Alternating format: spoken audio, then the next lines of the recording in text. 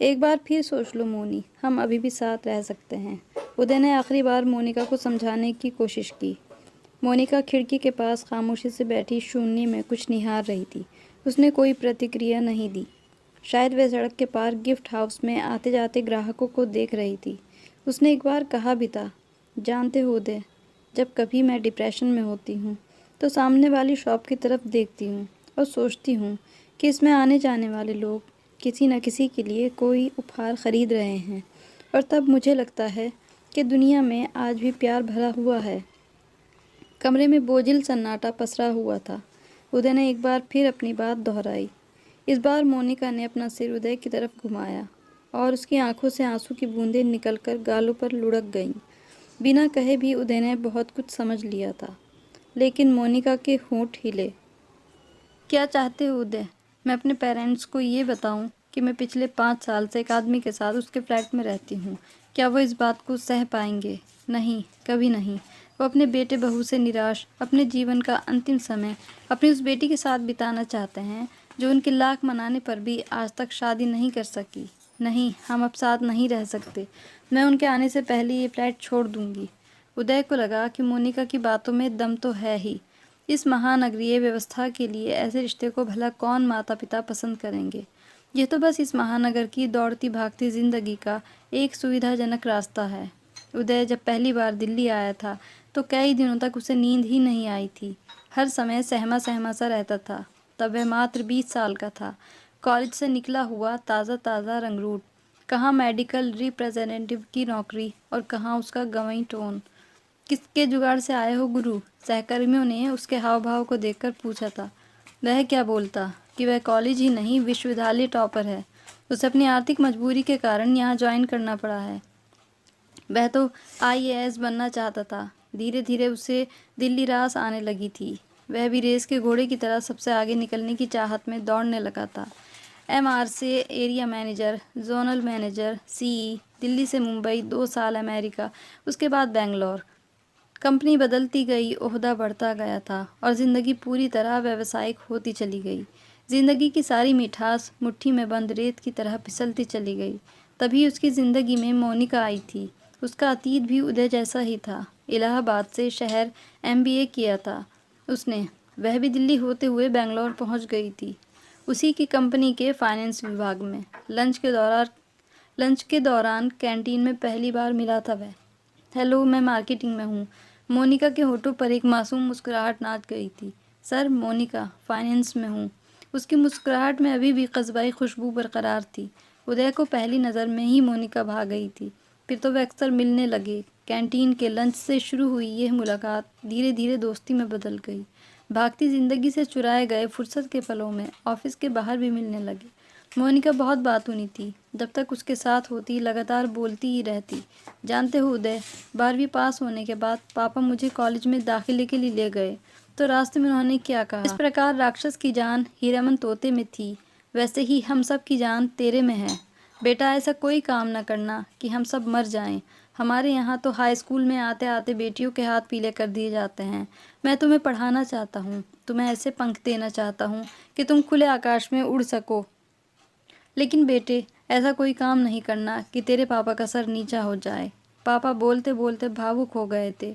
माँ तो कभी नहीं चाहती थी कि मैं एमबीए करूँ। सारा पैसा इसकी पढ़ाई में ही खर्च कर देंगे तो शादी के लिए किसके आगे हाथ फैलाएंगे। आप चाहे जितना पढ़ा लिखा दें, बिना दहेज लिए कोई नहीं हाथ थामेगा। अम्मा समझाती रहीं, लेकिन पापा ने मेरा दाखिला करा ही दिया। नोएडा में विमेन हॉस्पिटल के गेट पर मुझे छोड़ते समय पापा की आंखों में आंसू थे। मोनी, मैंने तुझे पंख दे दिए हैं बेटा, तू खूब ऊंचा उड़, लेकिन अपनी ज़मीन ना भूलना बेटा। जिस दिन ऐसा हो गया, समझ लेना सब खत्म हो जाएगा। ज़मीन याद रखेगी तो मेरे दिए हुए संस्कार भी याद रहेंगे, और तब भावनाएं भी होंगी और तुम्हारा वजूद भी। मैंने पापा की सीख को सदा साथ रखा। शायद तभी मैं आज भी जिंदा हूँ। ग्लोबलाइजेशन के इस दौर में भी, जहाँ भावात्मक कुछ भी नहीं रह जाता, जहाँ आदमी धीरे धीरे मशीन बनता चला जाता है, नोट कमाने की मशीन। फिर एक दिन ऐसा भी आया जब मोनिका विमेन हॉस्पिटल छोड़कर उदय के साथ रहने के लिए आ गई। मोनिका चाहकर भी अपनी लोअर मिडिल क्लास फैमिली को उदय के बारे में नहीं बता पाई। भला कैसे बता पाती? कि वह एक ऐसे आदमी के साथ एक ही छत के नीचे रहती है जिससे उसके विचार मिलते हैं, जो इस विशाल समंदर में उस जैसी नन्ही मछली की सुरक्षा में अपनी हथेलियों का सहारा देने के लिए तत्पर रहता है। पिता और माँ के लिए तो वह तब ही हीरामन तोता थी और आज भी है। उनके प्राण तो उसी में बसते हैं। हाँ, अब मनीष ज़रूर उससे अलग हो गया था। मनीष, उसका भाई, उससे 5 साल छोटा था, जो आज की तारीख में गुड़गांव की एक मल्टीनेशनल कंपनी में इंजीनियर था, जो 4 लाख सालाना पैकेज के बावजूद अपने बूढ़े माता पिता को नहीं रख पा रहा था। थके हारे माता पिता अपने जीवन का अंतिम पड़ाव अपनी लाडली बेटी के सानिध्य में बिताना चाहते थे। उदय का फ्लैट तीसरे फ्लोर पर था। खिड़की पर बैठी मोनिका अभी भी बाहर कुछ खोजने का प्रयास कर रही थी। गिफ्ट शॉप कब बंद हो चुका था। उसके सामने ही लगे पोल का मरकरी बल्ब बुक बुक कर शाम से जलने की कोशिश कर रहा था, लेकिन एक घड़ी रात के बाद भी वह सफल नहीं हो पाया था।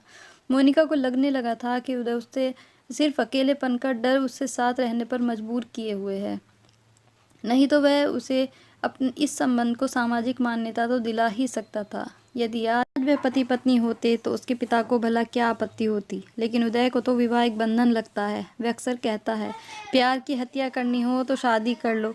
उदय किसी भी हालत में मोनिका को नहीं खोना चाहता था। वह 36 को पार कर चुका था। सिर के आगे के बाल साथ छोड़ चुके थे। धीरे धीरे वह गंजेपन की तरफ बढ़ रहा था। मोनिका भी तो 32 की हो चुकी थी। उसके घुंघराले बालों के बीच इक्का दुक्का सफ़ेद बालों ने झांकना शुरू कर दिया था। अभी पिछले साल ही डॉक्टर ने उसे डायबिटिक घोषित कर दिया। एकाएक उसकी भागती जिंदगी में ब्रेक लग गया था। खाने पीने, उठने बैठने, सब पर प्रतिबंध। मोनिका अपने स्वास्थ्य के प्रति बहुत सजग हो गई थी। सब कुछ तो ठीक ही चल रहा था। 5 सालों में कभी आपस में नहीं लड़े, कोई मतभेद नहीं था दोनों के बीच। एक दूसरे से अलग होने का विचार तो कभी दोनों के बीच आया ही नहीं। फिर अचानक मोनिका के पेरेंट को उसके साथ स्थायी रूप से रहने का विचार।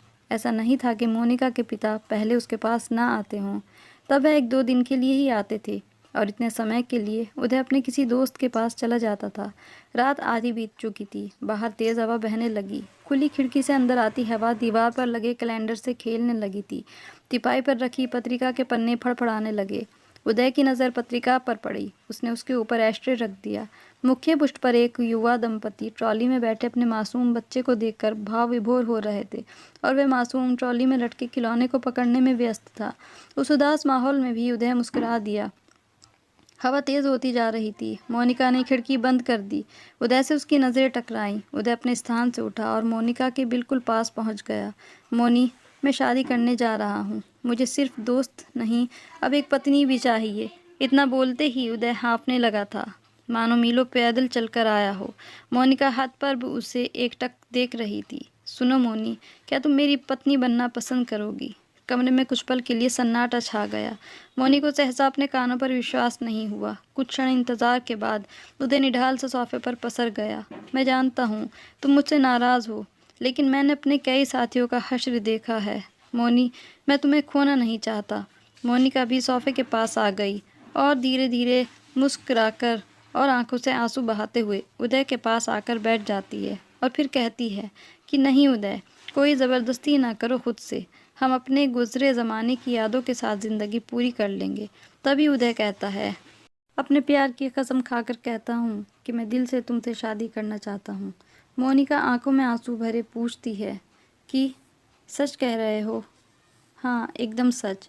मोनिका कहती है, तो फिर हम शादी कब कर रहे हैं? कल ही। और फिर अगले दिन ही मोनिका अपने माता पिता को अपने पास बुला लेती है और दोनों ही उनके आशीर्वाद लेकर शादी कर लेते हैं।